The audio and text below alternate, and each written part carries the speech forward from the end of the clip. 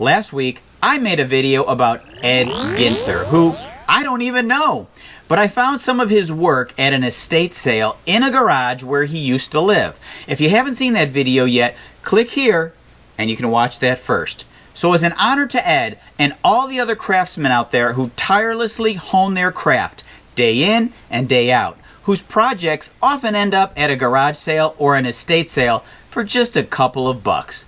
Rather sad after they're gone. I wanted to do something special with Ed's project. Welcome to Alley Picked.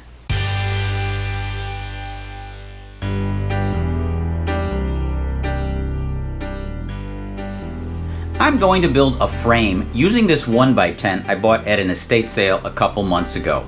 It's 3/4 inch thick, which will work, but I prefer if it were lighter and thinner. So I'm going to run it through this thickness planer a few times until it's about a 1/2 inch thick.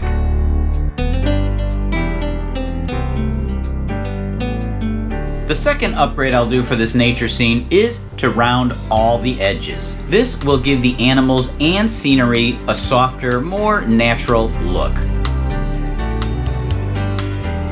Next, I need to sand the whole thing. Over the years, this has picked up a lot of dirt and grime. It needs a good cleaning and sanding. I start using my orbital sander, but after a piece broke off, I realized it was a little too violent. So I sanded the rest by hand. Here I'm applying a light golden oak wood stain to darken the wood up slightly. It almost looks good enough to leave just like this, but I think I'm going to add some color.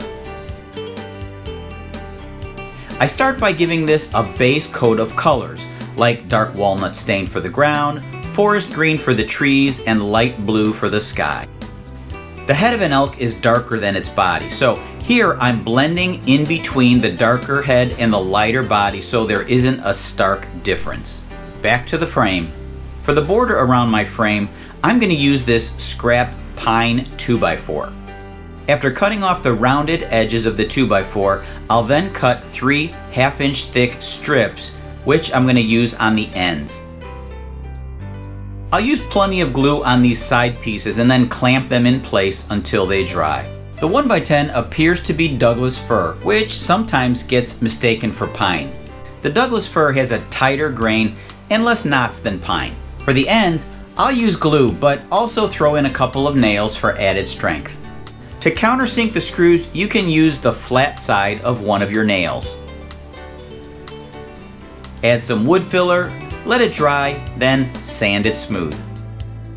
For the paint, I'm going to start with a flat white coat. I'll then follow it up with a gray coat.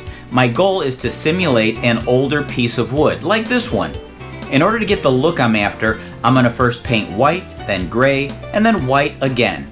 And after it dries, I'm going to lightly sand the outer white until the gray starts to bleed through. This is going to give it a bit of a rustic, aged look.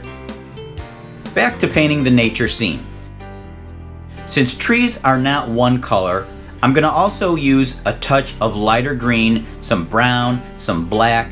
Then I'll use a watered down green as a wash over the entire trees. After using a similar technique to the ground and sky, I'll finish it off with a clear satin sealer. To hang the frame, I first mark the center. Then I measure 5 inches away from the center on each side, and then about 2.5 inches down from the top. At these points, I'm going to use this countersink bit. I then insert these small screw eyes.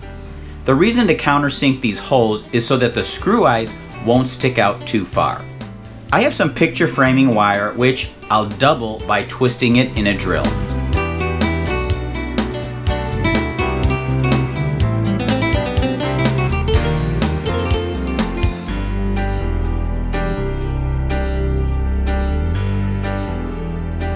To mount the nature scene, I used 8 screws through the back of the frame. Are you ready to see the final result?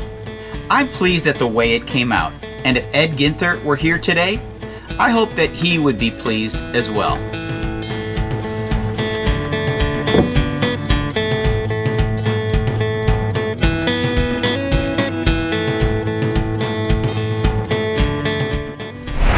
thanks for watching Alley Picked, where I love making cool stuff even cooler.